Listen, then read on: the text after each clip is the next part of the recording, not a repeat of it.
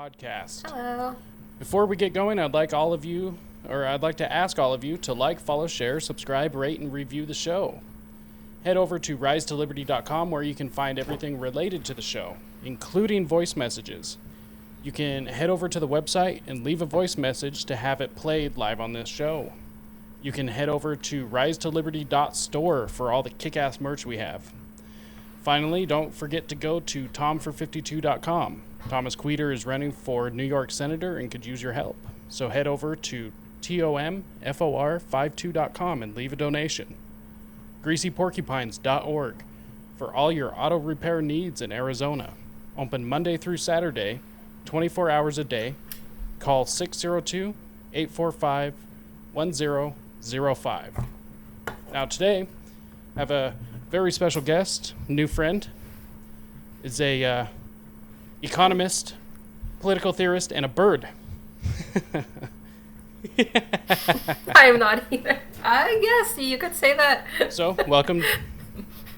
Sorry, it took me too long to get the joke about my own name, and because I was saying like I'm not an economist, I just do marketing, right? Yeah. But I was like, oh, you mean my username? Yes, I am Rothbirdian, and I am apparently really slow, but I'm a woman, so that's to be expected. Oh, well, welcome to the show. Welcome to Rise to Liberty.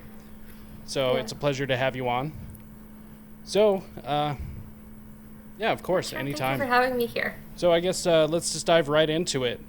Let's get into some of the drama. So, explain to. Yeah, Yeah. I wrote mean tweets. Exactly. Yeah.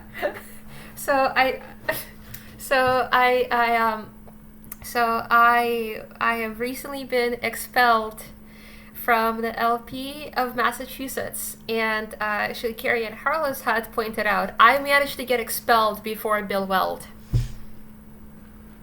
Bill Weld has not been expelled from the LP. I have been expelled from the LP. It's very true. Just first of all, fuck Bill Weld. Yes. Yes, fuck Bill Weld. Exactly. I would like to believe my mean tweets did less damage to the world than Bill Weld. But yeah, so I've been recently expelled from LP of Massachusetts because, I can pull up my official letter, but the most, I think, egregious reason for my expulsion was that I had threatened to troll. And threatening to troll in my expulsion letter was named to be a violation of the NAP. And that's the biggest issue I think I've had with all of this. Yeah. Regardless of this. And do you know what my threat was? My threat was in the Slack channel. I wrote, "The trolling will continue until the pearl clutching stops." That was my that's threat. pretty funny. That's pretty funny, I got to admit. But yeah. Yes. Yeah. Mean words. But, if you want to, I can go back. Yeah, mean words. This, initially began because I was liking and retweeting tweets from the Massachusetts Mises Caucus because they were tweeting in LP Texas and specifying that the union was bad and, secession is good. And if you say union bad, secession good, it means that you believe that slavery is good, obviously. Yeah. Right? Because that's the way that if you're a blue-pilled cuck, you believe that the Union was good and, Confederacy bad because slavery good and the Civil War is good because we freed the slaves. Yeah. And for some reason, Massachusetts had to tweet at Texas to say that the Union was bad. Then Massachusetts LP was very concerned with our racist pro-slavery tweeting, and we leaned in. We made a reference to ruthless cosmopolitans. We mentioned that we wouldn't want to enslave anybody, especially the ruthless cosmopolitans of LP Massachusetts, because they don't work really hard. Anyway. Ruthless cosmopolitans is a way to reference Jews in communist Russia. So we have committed an anti-Semitic sin. We refer to the ruthless cosmopolitans of LP Massachusetts. I'm a Jew. I signed off on this tweet. I and I had tweeted something along the lines of like, in one day, the Mises Caucus of Massachusetts managed to piss off LP Massachusetts bad libertarian takes and also vegetarians. One of the XCOM members of LP Massachusetts said, "Is Jeremy Kauffman your next level?" And he had posted a screenshot of Jeremy Kauffman saying these Hennessy or these be charging as Hennessy rates as a reference to Hunter Biden's quote. And under that, I replied, "We can only aspire to reach Jeremy Kauffman's level of greatness," or something along those lines. And I added like a cute bleeding face, like, ooh. And that's where it got kicked off. And then I was expelled for promoting racism and bigotry, and I violated the NAP. As far as what they said. Yeah. So. Yes. Well, I mean, like afterward, right? Because it took a long time for me to actually get a letter. It took a long time for me to tweeting, because they just shut down my account, right? I was expelled via secret vote, and it turned out that I was expelled via secret vote before the meeting even began. So I thought I wasn't getting kicked out that evening because I thought they didn't have the votes, but it turned out they already had voted to expel me, and they just didn't want to say during the meeting. And then it took a lot of tweeting and a lot of poking at Ashley Shea to get a letter, and then in the letter it says threatening to troll an act of aggression, which is the violation of the NAP. So no, you're fine. Sorry, I'm so sorry. It was so long-winded. I feel like I'm like your wife that just came home and was like, "Guess what this bitch said at work?" I am so sorry for monopolizing the conversation the way that I have. So yeah, I feel like it would be a good idea to ask this. You are against racism, correct? I denounce it as irrational and repugnant. No, actually, I think like racism is really funny. But like I will say this: if you are concerned about, like, if you are going to pearl clutch, I will lean in, right? And I tweeted in all caps after that meeting because they were so upset about Jeremy Kauffman reference in a quote. Right? So I am not a racist because I believe that black people are not that fragile and will not go into a flying rage after seeing a white girl write a bad word. The same way that if you call me a kike, which I am, fine, I will not go into a flying rage or break down. And if you believe that you cannot call me a kike, I think you're an anti-Semite. Much like calling me a Mick. I'm Irish, so any potato jokes. Cheers for kikes and mix. Yeah. Hey, I love. Hey, like people on the internet tell me I have a potato face all the time, and I'm like, I know, it's fine. I will also accept potato jokes. And I'm from Russia. Potatoes are the food of our people, right? So it's kind of a case like I don't go around calling people. Like I went through my Twitter history and I realized I didn't actually tweet it until that meeting. So. And I'm really sorry for actually saying this on your podcast. Well, you have to be monetized to get demonetized. So. Yeah. Well, maybe bleep me out. I won't feel bad if you bleep me out. Probably but for the YouTube, word should know. There will be an uncensored version. Okay, cool. Anybody watching, become a premium subscriber, and you'll get the uncensored version. Nice. We can do a plug for your... Yeah, nice. But yes, sorry. Go ahead. So after all of this, Jeremy Kauffman came out with that tweet referencing Hunter Biden. And then you retweeted it, and... Well, I didn't actually retweet it. So one of the XCOM members commented under my post praising the Mises Caucus, and he said, "Is is this your next level or something? Or actually, I don't have the tweet pulled up, but I can look it up. But like, he was asking like, is this what you're getting to? And he posted Jeremy Kaufman's tweet, and I replied, we can only aspire to reach Jeremy's level of greatness, or something. So up to this point, like that. You had not said any offensive word up to this point, correct? I haven't said offensive words. I've leaned into people accusing the Massachusetts Mises Caucus of racism. So, for example, like somebody said like, racism is very low IQ, and I tweeted it, and I said, I know I should stop being a sub-Saharan African and be an Ashkenazi Jew instead. And what's actually really funny is that a man wrote that tweet for me, because like you can't expect funny tweets from me. If there is a funny mean tweet, it was written by a dude on my account. So I'm just gonna come out and say that, right? Like, none of the really spicy, funny stuff is gonna come from me. It was written by a male friend. He wrote that for me, and I hit. I appreciate the candor. Right, but I'm sure I've said I've said plenty of offensive things on Twitter, but I haven't tweeted before. At least not that I know of. At least I looked back and I didn't find anything. But I normally wouldn't do it just to upset people. I will do it if you're, overreacting, hand wringing about this. Yeah. Yeah, exactly. So, as far as you mentioned that they had a secret meeting to remove you.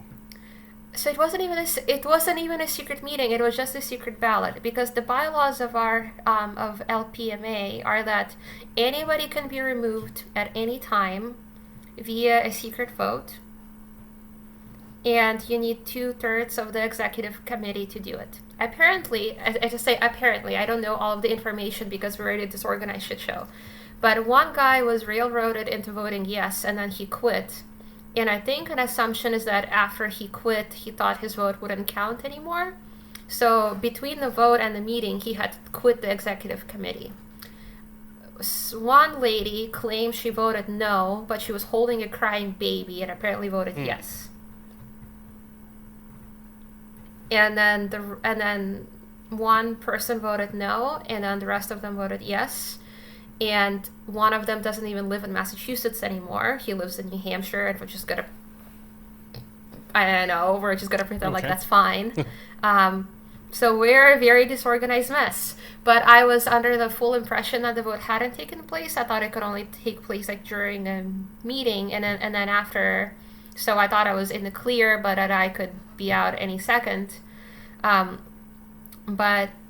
at least I thought they would announce it during the meeting if they had kicked me out, but they just didn't want to announce it during the meeting because they didn't want to talk about it, right? So a couple days later, I was just locked out of my account, and then I began tweeting about it, and then finally I got an email PDF that said that threatening to troll is a violation, which is absolutely absurd. Of course it's not. Words are not violence. Words are nasty. It's not an act of aggression. Yeah. And I was, disruptive in the meeting because I kept asking them, do you hate the state? Do you hate the state? Do you hate the state? And they were refusing to answer, right? And I feel like I am very, you could turn my mic off. You could boot me out of the Slack. You could boot me out of the meeting. But I think this is basically, I am the one open Mises Caucus member, and they can purge anybody at any time, right? And I've been asking in the Slack before I was removed, who will be the next person to get kicked out, and will they know the reason why?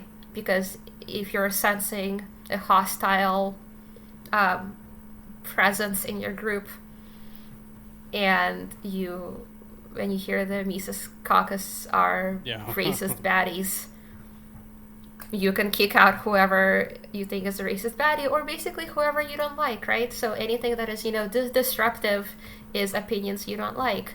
Anything that is aggression is opinions that you don't like. It's I think that the best I can do with what happened is just complain about it, so that if people are upset by LP Massachusetts or any of their local LPs, you can bitch about it, or you can sign up for the Mises Caucus and take it over, right? And I totally get people that don't want to touch this, right? Because this is like a LARPy soap opera fight for a Twitter account.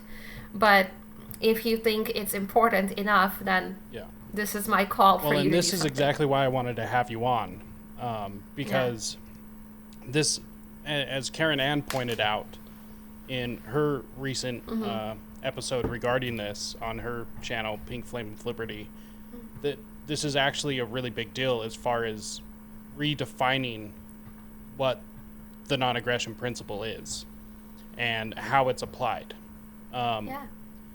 Now, I'll say for myself, I don't necessarily agree with tactics, but it's not my choice. It's not my life in how to deal with your party and the way that you dealt with it. You know, I'm a different person, so I would have dealt with it differently. You know, and there's no judgment coming from me.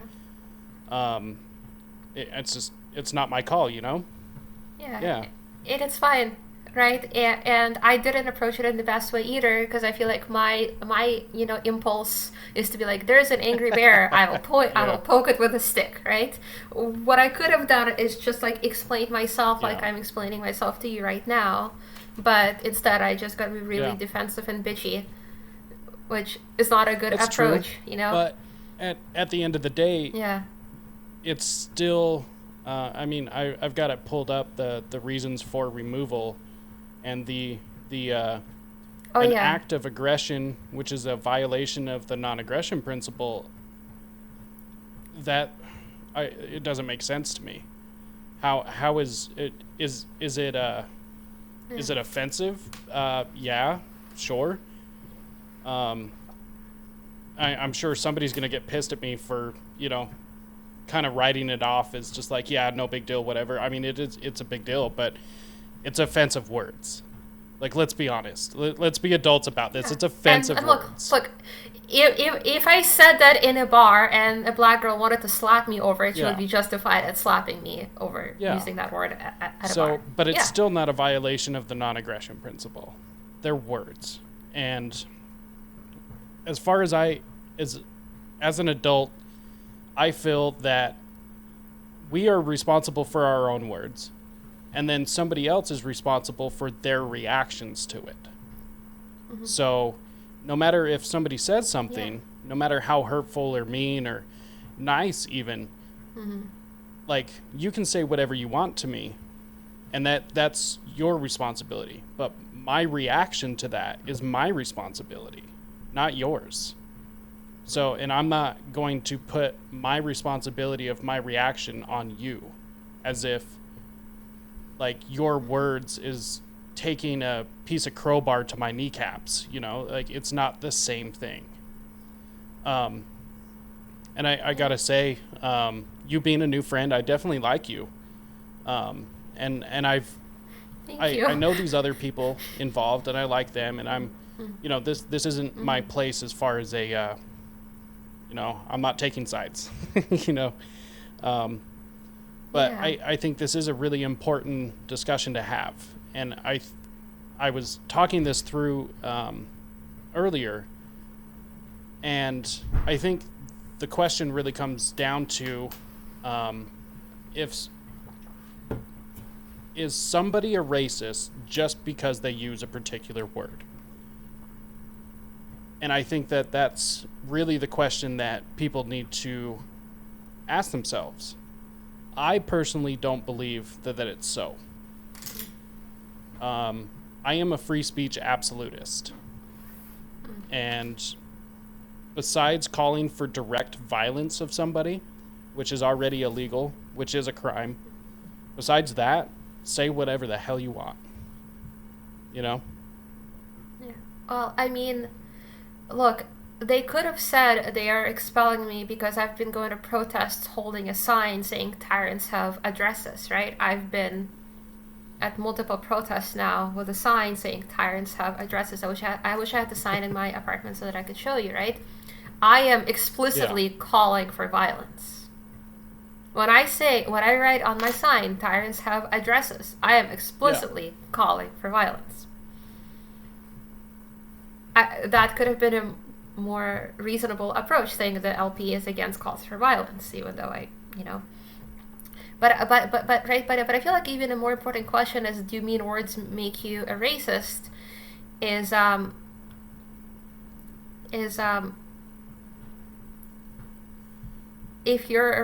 If you hold these irrational and repugnant ideas,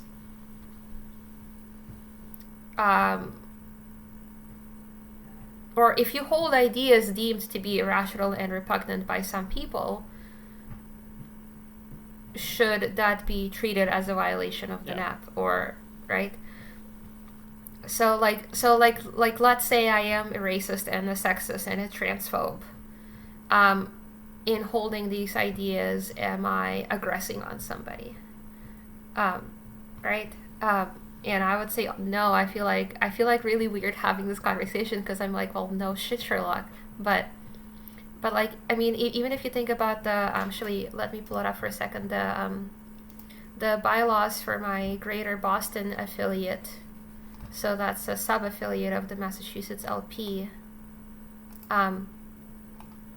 If you look at the bylaws, in order to be a part of LP Massachusetts of Greater Boston, in order to be a member, you need to sign a pledge certifying that you will not use fraud or violence to achieve political or social goals. Okay, makes sense. That you condemn bigotry, such as racism, transphobia, or sexism, as irrational and repugnant, and not to physically, emotionally, mentally, or professionally abuse your colleagues. Right? I think that emotional abuse is an abuse. I think that if I say mean words on Twitter, you block me. I think that compelled speech is bad. I will not say I condemned racism as rational and repugnant specifically because you want me to say it. Right? I just think the overall question here is, why does the LP care about this? Right? Like, we are spending so much time talking about this, and in the meantime, medical fascism is taking place outside our windows. Yeah. And like one of the tweets that was used later on to justify my expulsion, it was, she tweeted she would be friends with people that are concerned about the Jews, and what my tweet was, I would rather be friends with people concerned about the Jews than people offended on my behalf, which is ironic, right? So I feel like there will be plenty of people that hate my ilk, and if they hate the state more than they hate my ilk, that's fine.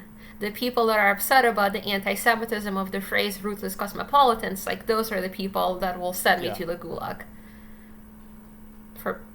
So I just, like, I don't understand why it's even a question of how much does racism matter, or how much do mean words matter. Yeah, exactly. I'm sorry that I got us off track, by the way, again. Fine.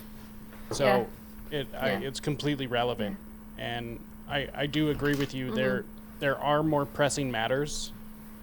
As far as I know, through my personal experience, because I can only speak for myself, I have not come across any genuinely racist people within the party in which I interact with. Being in the Mises Caucus myself, and being part of the Utah Libertarian Party, I have not met any genuinely racist people. I just haven't. I think my entire life I've only met one genuinely racist person throughout my entire life, and he was a real piece of shit. I gotta say that, was not a fan of him, didn't want to be around him. He was just... the funny thing is genuinely racist people don't hide it, they're not subtle about it. Yeah. They're very, very open. It's a part of their identity. Mm-hmm. Yeah. And the same person that was really, like, the ex-com member who was apparently really appalled by this was texting me to hang out. So interesting. Right. So we've hung out before. Like, you know me, you've gotten drunk with me. Right? So I feel like if you're this hurt by it, you wouldn't be texting me to hang out the night that you vote to expel me. So I get if it's about the image of the party, right? Like, you could buy the argument, like, this is not our branding. We don't want you to be affiliated with our brand because this is a brand we want to have. But if you're outraged by it, don't text me to hang out in the next Well, and hour. that brings a You know? whole new level to this. That's really interesting. Sort of, I guess the question is, like, how upset are you really? Yeah, and but that's more like, personal drama, etc. It just more the case of, right, like, the people that are all of a sudden very upset about my Twitter after I've been promoting the Mises Caucus have seen my Twitter before. Like, you know that I will post edgy or wannabe edgy stuff all the time. I make plenty of mean posts about fat women, and Well, and it's like it's shit posting, like. Yeah, although I feel like I can't really call myself like a shitposter because I don't think I'm that funny, and I don't do it in an emotionally detached way.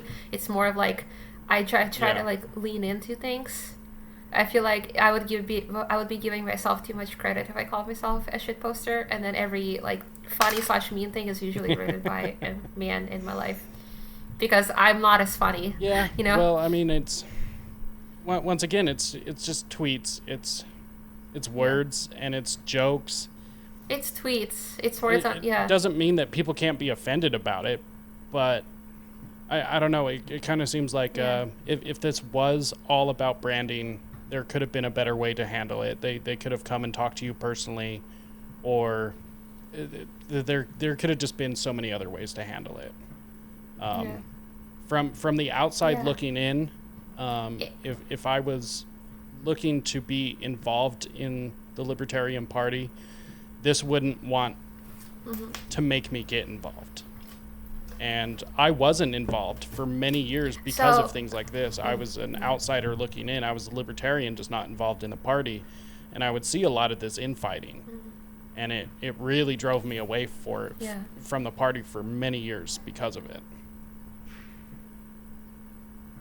So you know what? I organize a local meetup.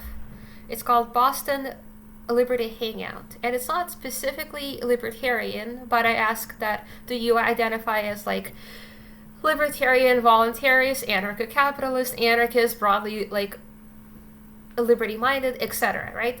It has over 140 people. Mind you, like, a lot of them are inactive, right?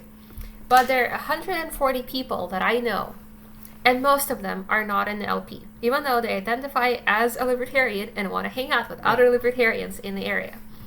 Because, like, you can't, like, you look at the tweets of LP Massachusetts through the lockdown's fucking silence and tweeting about BLM and Britney Spears. Why would you want to get involved? Or, like, if you see this, right? Like, you see they are expelling a mean bird on the internet about tweets. I was hanging out with a friend that works at roofs, and he was just saying, like, you should hear the way that guys that work on roofs speak to each other. Yeah. Right? And you know, he was saying to me that, like, he was like, why can they expect somebody like me to join them if they're acting like this? Me and my best friend, the way we talk to each other, if you didn't know we were friends, you would think that we hate each other. Like, but I don't know. It's one of my friends calls me things worse than ruthless cosmopolitans, and it's fine, right? Like, he makes Jew jokes to me all the time, and it's and that's how I can tell that we're friends, is because he, right, but I don't want to make this about, like, I'm not gonna say it's okay for white people to call black people, like, it's not okay. It's just more of like I'm not gonna use N-word because Jeremy Kaufman didn't use N-word and actually spelled it out, right? Well, and his tweet was clearly satire. It was clearly a joke. I can't speak for Yeah. him, and I'm not going to speak for him. But I have yet to see genuine racism from him, so I can't say one way or another, and it's not my place to say that. Yeah. Like I said, I think this whole thing really is about the bigger issue of words being described as violence. I do find it very interesting that it comes on the coattails of Karen Ann being removed as secretary. Yeah. Just, 2.5 weeks after that happened, and now another member in a local affiliate or a state affiliate got removed for words. I just find it's odd timing. Very odd timing. It is. And you gotta wonder, right? I mean, there's been a lot of messaging about the Mises takeover. I wonder if maybe the what's it called? What's the word for it? That the party regime is getting antsy. Yeah. Right? So if they hear the words of a hostile takeover, they might feel like, well, we gotta prevent it. But I think it might be it might be the opposite effect, right? Because when this happens, that this is the first time that I actually felt enthusiastic about talking to people about the Mises Caucus, right? Is because I'm really black-pilled about what we can do with the LP, but what I will stand on is that how about we make the LP less embarrassing, because we have to share a name with it, and when we meet normies, they're gonna have an idea of what it is. And that's the way that our normie friends will see us. And if you are complaining about it being embarrassing, and if it's this embarrassing, one thing you can do is join the Mises Caucus and take it over, right? And I feel that it's kind of like a scared animal in a corner that got too scared and began to bite and made things worse for itself. Or at least I hope that's what this will be. But it's also just I'm not here as a part of a hostile takeover. I'm one mean girl with a Twitter account. Yeah. Well, right? When the Karen Ann thing happened, I actually made a meme about that. Mm-hmm. When the Willy Wonka meme, I actually pinned it to my Twitter, is if you can't handle a pink-haired secretary, how are you going to handle the state? And it's kind of the same thing. And and she didn't join the Mises Caucus until she got kicked out either, right? She was trying to be neutral for her. If I didn't get my wires crossed, right? She was only perceived to be Mises friendly because she was not anti-Mises, and that's kind of what pushed her. I don't blame her. At least I think that's the case. If I'm wrong, I take it back. As far as the way I understand it, that's exactly how things happen. So after all of this has happened, what's your plans? As far as my plans? I mean, because you're expelled. I mean, this didn't really affect my plans in any way. I think that right now, I guess I can just milk it for the lulz, because I think it's worthwhile. But I feel politically my plans haven't changed. I was actually black-pilled on the LP for a very long time. It was just more the case of, look, I have friends that believe in the Mises Caucus, and I really doubt we can spread the message of liberty effectively using the LP as a messaging tool, but they do, and I want to help friends. I also think I would at least like to make it less embarrassing and maybe help write some funny tweets through the state account one day. But politically, my plans didn't really change. I honestly, I think I see the future in New Hampshire. That's my sort of ultimate goal, is to move from Massachusetts to New Hampshire. Live with other people that are like-minded. When I was at PorcFest this summer, it was the biggest white pill for me to see kids running around maskless in a sea of 2,000 maskless people. And I kind of was thinking, I came back, I told my boyfriend, I was just look, I would like to have a family in a place where people are not wearing masks. And I would like to be residing amongst neighbors that wouldn't hate me if they knew what I was.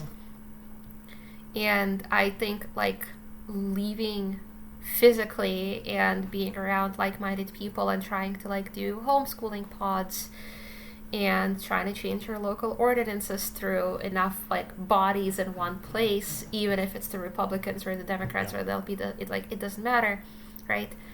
But in the meantime, I like while I'm still in like Massachusetts, then why not make the messaging less embarrassing? Like, I'm not saying spread liberty. I hate the word spreading liberty because I look around and people don't give a shit about liberty. People want to wear their face diapers.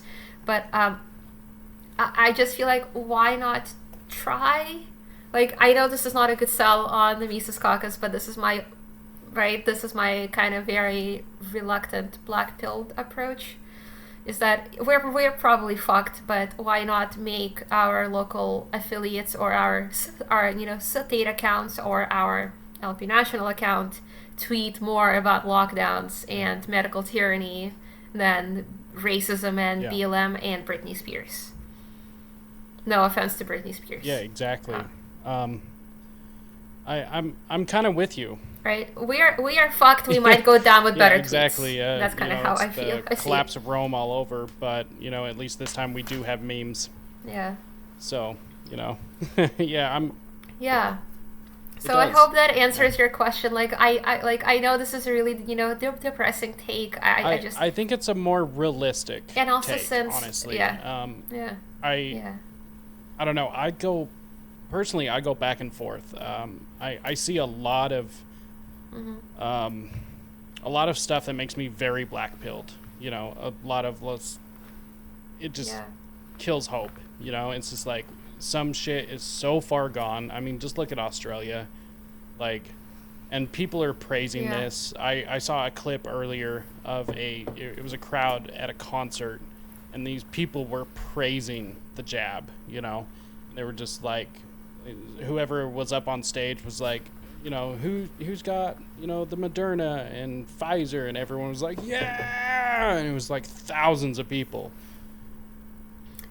And you think you can sell these people wrong, exactly. Paul. And so, and taxation is stuffed, and like freedom being important. I see that, and it definitely blackpills me. Yeah. But then I also see other things, such as I gotta say, I'm jealous you were able to attend Pork Fest. I wanted to go this year, hopefully next year. But at least out here in Utah, I mean, Utah has its own problems, but for the most part, I rarely see people in masks, It is so being wonderful. Able to see people's face again.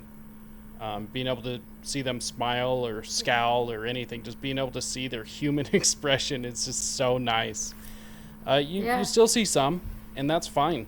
I have no issue with it. Just don't force me, Don't force me to do anything.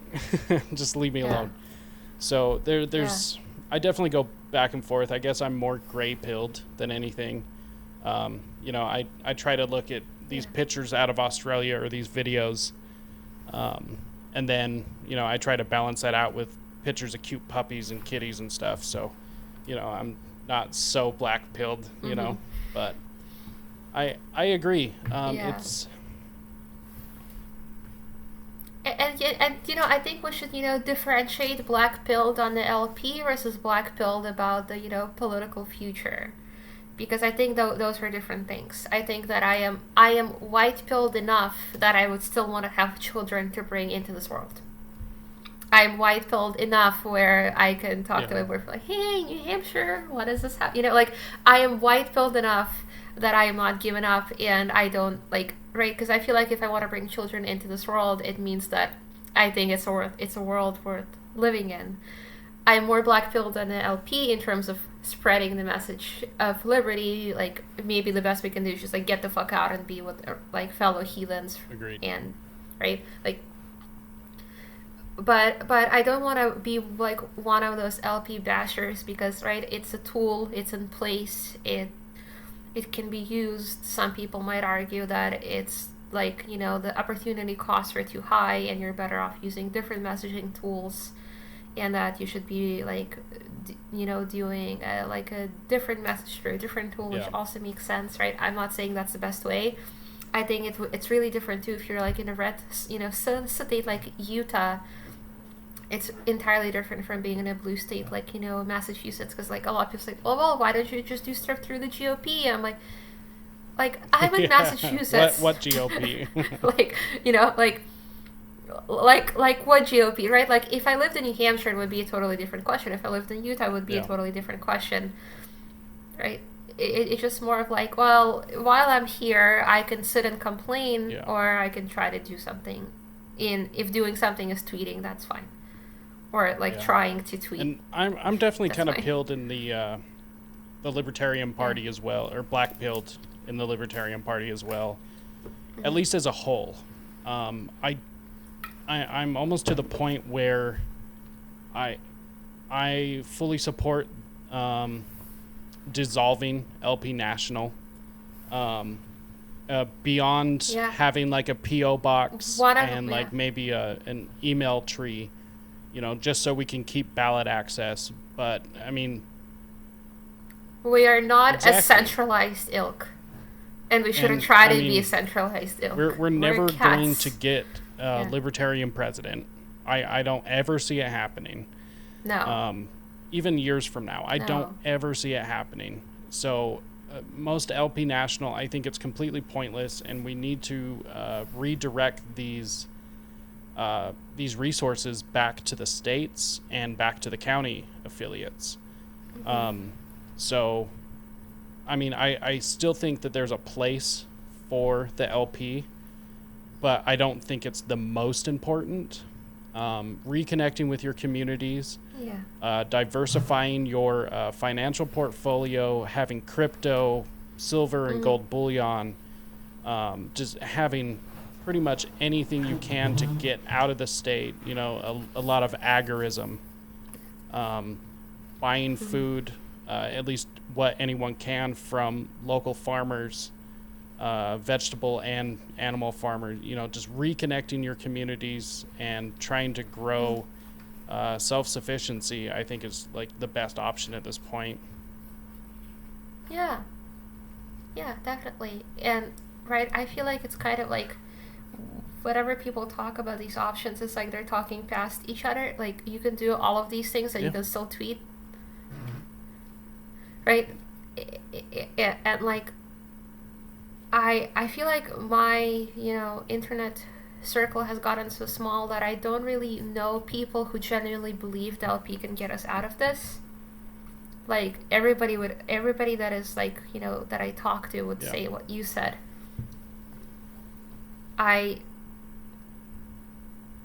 It kind of baffles me that it needs to be said in the first place, to be honest, but I guess some people are a little bit more like LP,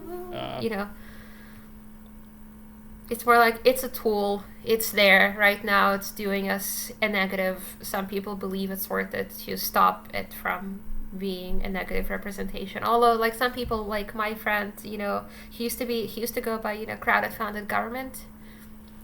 He doesn't have a Twitter account anymore, but his whole thing was like it's better to just dissolve the LP entirely, because it's giving a negative reputation to the word libertarian, and I get where he's coming from. Yeah, I get the sentiment.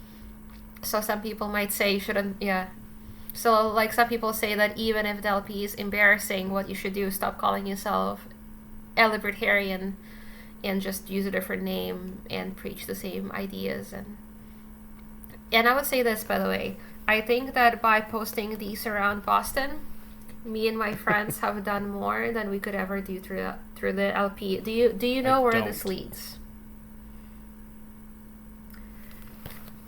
The Industrial Revolution and its consequences have been a disaster for the human race. So, like, posting Uncle Teddy around Boston, I think will probably do more than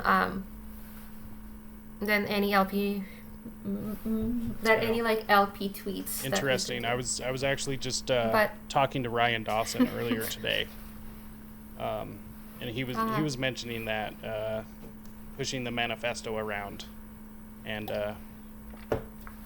But like, see, like you wouldn't know it's Uncle Teddy. It's just like I love that. But it leads to a PDF of Uncle Teddy. Yeah.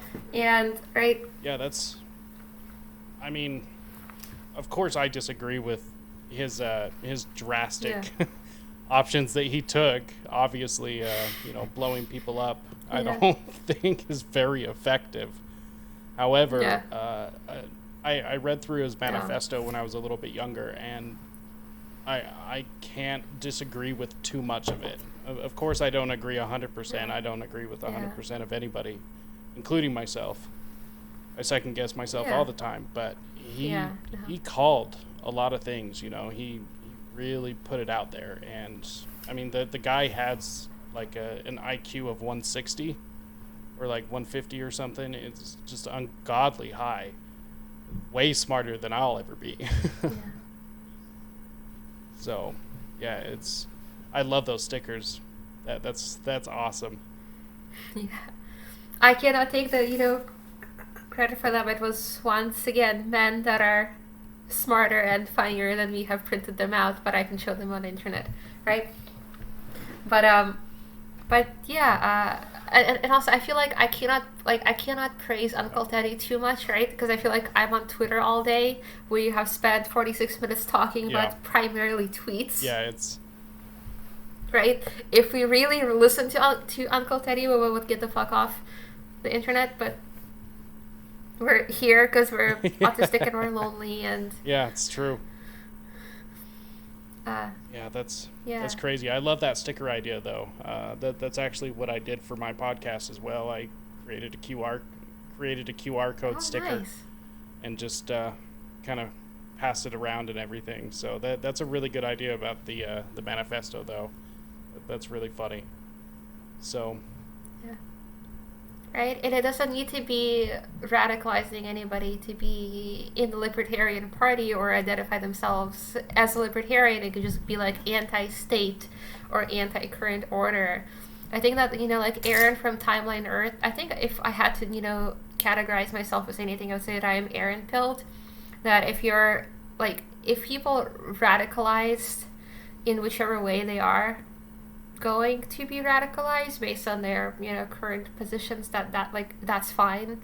If we can get people away from the sort of like gray neo-lib center, that's what matters the most. As far as I'm concerned, I really just want to get people away from statism.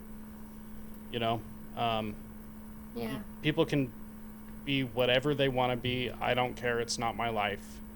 I have my own personal opinions. I just don't want to be forced. I don't want to be.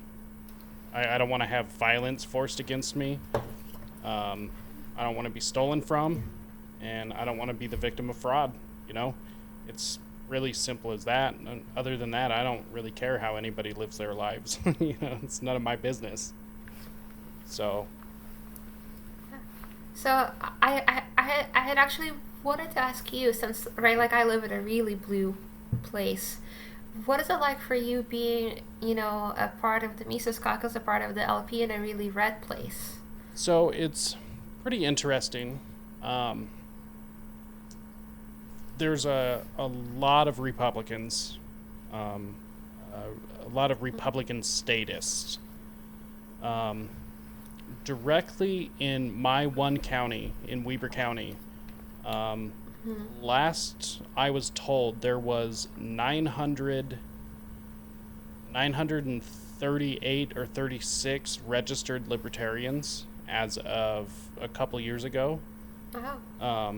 I'm not sure exactly how many of them are actively voting, and I'm sure there's a little bit more just people that are registered unaffiliated, or people that just aren't registered at all.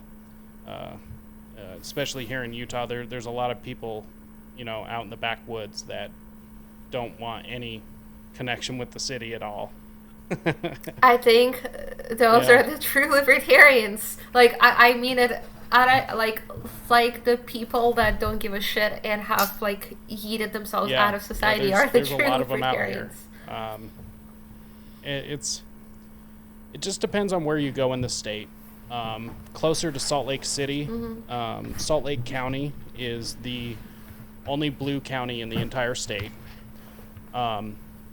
It's fun to visit. You know, I like going to Salt Lake. There's lots of concerts, restaurants, bars. Just, it's a great town. I would never live in Salt Lake County, though. You couldn't pay me to live there. Yeah. So they have a lot of issues, just like any other large metropolitan area. As far as the people, Republicans are more receptive to the ideas of libertarianism or anarcho-capitalism, volunteerism, these sort of things. I try not to use any isms when I talk to people. Isms usually try to scare people off, so I try to discuss these ideas without using any kind of an ism. And I get a lot of really good reception back. I get a lot of really good feedback. I definitely don't feel uneasy. I mean, there are a lot of Democrats here too, especially my county. It's pretty split even. In the last election, it was maybe 1 or 2 percentage points difference between Republicans and Democrats. So I would not have expected that, right? Because I just assume you're like you live in a sea of red. Yeah, with one I mean that is pretty much how it is. There are more Republicans, but as far as voting, I think this last election wasn't a very good representative sample size. You know, there was a lot of people who just orange man bad, and that's it. You know, so yeah. But in general, like I said, there's more Republicans, but there are still quite a few Democrats. There's not a whole lot of hostility. Of course, I've ran into a lot of people reeing out on me. You know, just you know. Like is it more the right thinking you're the left, or the left thinking I that get you're both. the right? You know, I've definitely ran into that, especially when I was in high school. I wasn't super politically active when I was in high school, but I was definitely a anarchist in high school. So I got a lot of people from both sides being like, "Oh, you're the other side." Nowadays, I definitely still have it. So I think it's really rare that I've been you know a libertarian from the time that I was really young, and I can relate a lot to like when you've been this thing for a very long time, and people ask, well, how did you get radicalized, etc., and you're like, well, I guess I've just kind of been this way for a very long time, so I get that too. But I was in, you know, the Bay Area of California, and now I'm in Boston. And so I'm only really used to people from the left thinking I'm the right, and the right being like, you're kind of weird, but you're one of us. It's fine. Yeah. You know. And so I guess like do you think that like this sort of future in Utah would be like, you know, appealing to the right and saying we're actually a better right wing than you are with the you know GOP? Well, it is kind of different because we have the Mormons here. Yeah. They are predominantly Republican. Also, I mean, we have Mitt Romney as a representative. You know, he was booed at the last GOP convention here. So a lot of Republicans are going against Mitt Romney.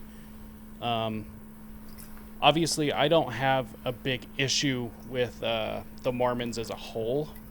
They actually do a lot of good for the state. And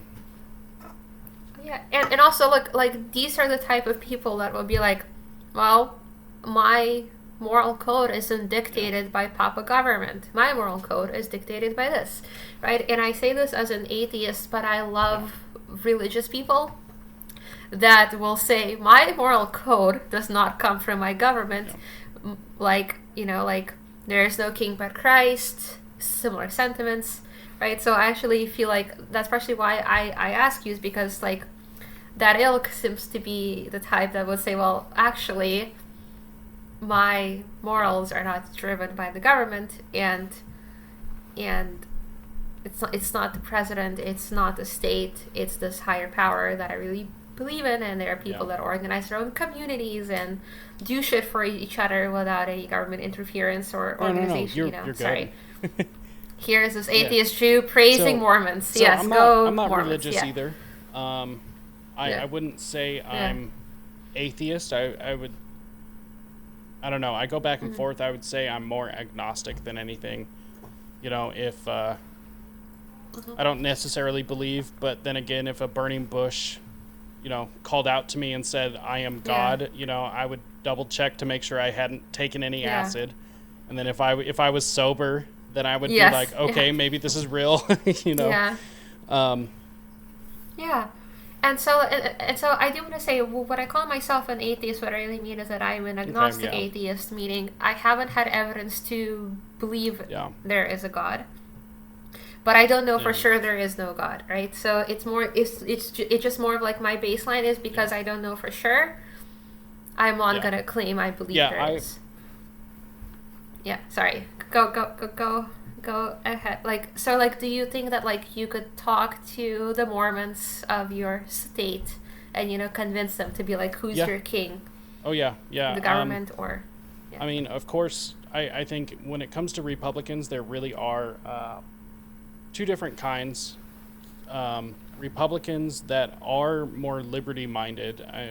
I know that is kind of a contradiction, but there are some Republicans that are just for the GOP no matter what. Like, they see no wrong in anything any Republican ever does, and they just hate the left. And I mean, I see that on both sides. Democrats feel the same way a lot of the time. Mormons, Christians in general, I view are a lot easier to talk to regarding personal responsibility, freedom, self-reliance, these sort of like private property rights, the non-aggression principle. I think they're a lot easier to talk to than a lot of different people. So it. Yeah. I don't know. There's this argument from Stefan Molyneux, and it's called the against me argument. And he proposed it to libertarians as a whole. He was kind of involved. I don't know if he was actually ever a libertarian directly, but... Well, I mean, look, it doesn't matter if he was ever part of the LP or if he called himself that. He was that. He proposed the argument to put your principles above comfort. And that means, it's comfortable to have all these friends in your life and stuff, but if those friends in your life would use the power of the state against you, then you are putting your comfort above your principles. And and also the question is, are these people your friends? I wouldn't view anybody that would use the power of the state against me because they disagree with me as a friend. I believe that to be my enemy, personally. And so I think that's what a lot of it comes down to. And I personally have found it easier to discuss this particular topic as far as comfortability versus principles. I found it easier to talk with Christians about that more than any other group out there at all. I have more access to Mormons here in this state. We also do have a pretty large Catholic population here, so I've talked to some Catholics. A lot of them are also very receptive. I've also had a lot of, I would say, non-religious, atheistic, and I'm talking like militant atheists. I've had a lot of these friends as well, and they are not receptive at all. So here in the state, it's warm. It's not a So That's good. ever want to come out here, I highly recommend a trip out here. It's great. There's a lot of fun stuff to do out here. Of course, there are issues, but yeah, I have never been. Yeah. No. Yeah, definitely. I've never been. Anytime you and your boyfriend want to come out, definitely take a trip out here. There's a lot of cool stuff to see. So, but yeah. So you said you're in Boston, so I imagine. Because I'm a masochist, apparently. Yeah. So I imagine being in a larger city like that, very blue. So what's your reaction to these sorts of ideas when you expose people to them? So I would say this. I think the best thing I could have done for myself was I made a meetup a year ago. So it was in the summer of 2020 when people were afraid to go outside. I made a libertarian meetup. And the first meeting was me and my boyfriend and this one Randian eating cookies in a park awkwardly. And then it's grown over to over 140 people. And I would say that I don't really try anymore to red pill like sort of normies. It's just been more the case of like I will talk to Republicans, right? Because through one meetup you get to go to other meetups. And what's been wonderful for me is that I had found a different meetup through my own group, right? Because like this, if people go to like meetup A, odds are they go to other meetups B and C and D. And so I've been told here, conservatarians, they host parties, right? So they were actually willing to break the law and host big parties with over 11 people, because the law was you can't have more than 11 people in your home. And, conservatarians were willing to break the law and have parties and eat tasty soup, right?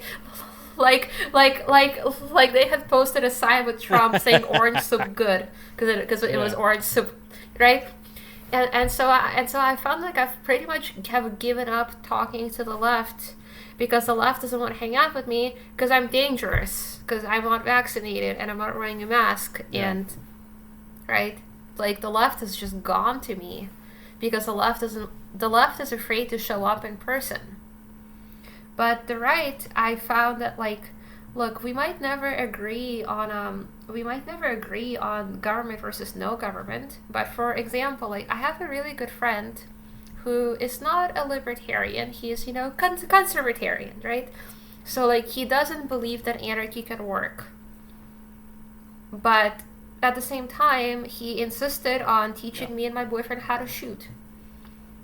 And we had a meetup in my apartment, which is tiny, right?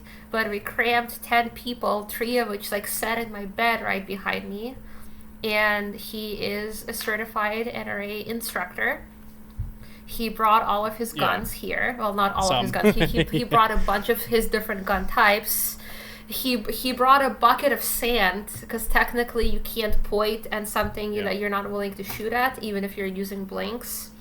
But he dragged like a 50-pound bucket of sand up to my apartment, and he gave us all a course so that if we were to apply for a license to carry, because I know like Massachusetts is really bad, you have to apply for a gun license. You can't just get a gun, right?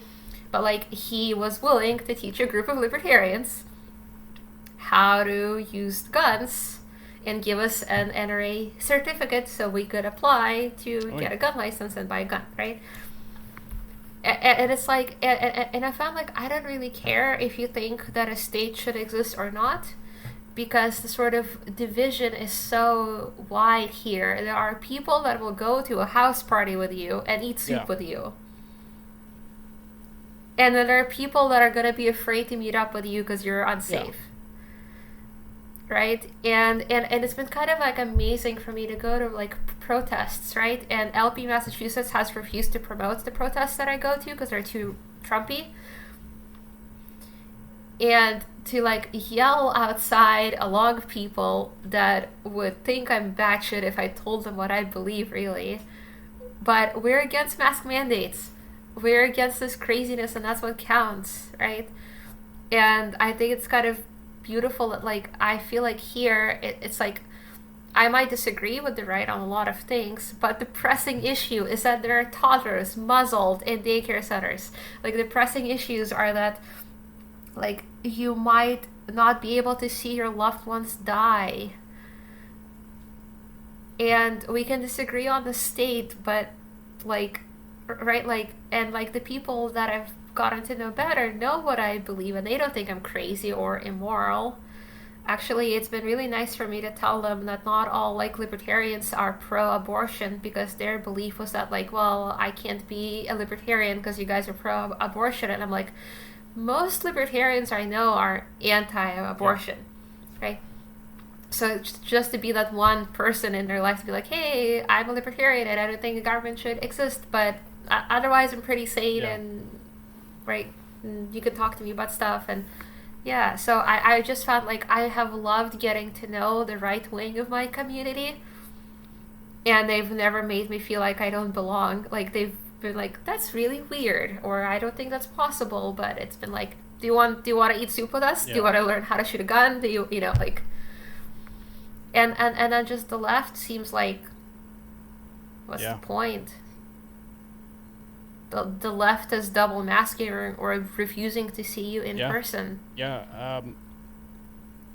I have... And I feel like there is no easy way to get out of this, right? Like, the only answer is get the fuck out of Boston, which I plan to do. I don't think there's any hope. But while you're here, you might as well have a city network that of blue, people that you care it about. Seems like it's pretty much going to stay blue. Like...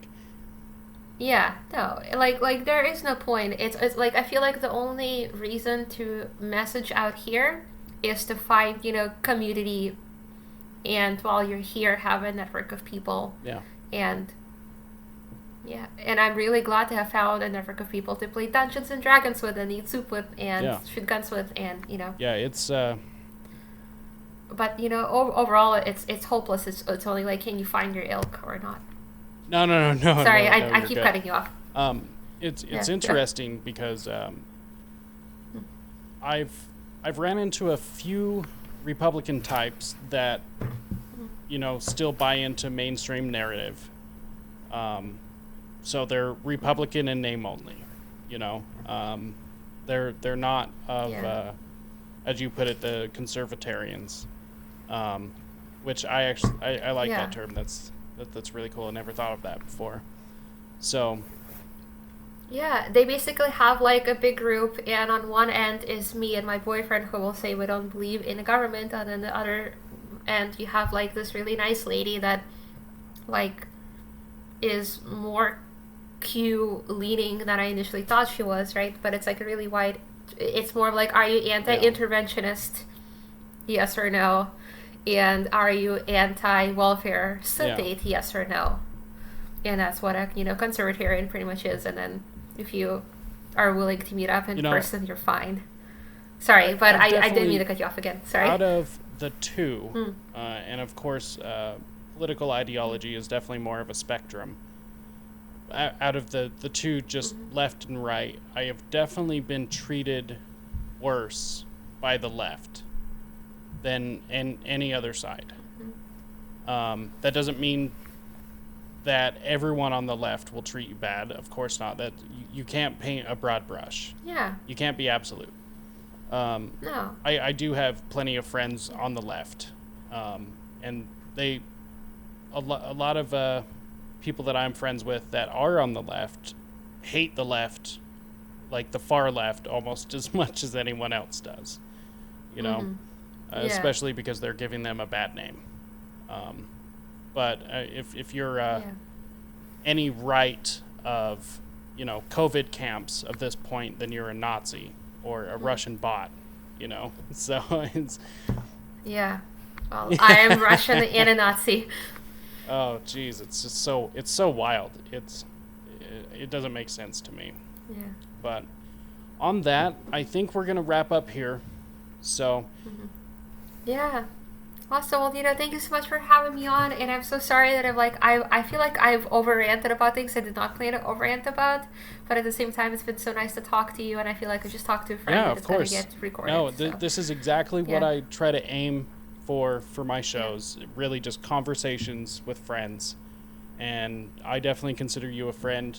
I wanted to have you on to be able to discuss the drama and everything, and I think if anybody's still watching this episode at this point, after making it through the drama talk, yeah, that they can, yeah, and all of my N bombs. Yeah, they can tell that you're more than just this drama, and yeah, hopefully. if they've made it to this point in the show without getting mad and rage quitting, which I'm sure maybe one or two people have, Yeah.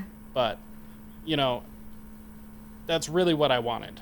That's what I try for my shows. So it was an absolute pleasure to talk to you, and I would definitely like to get you back on.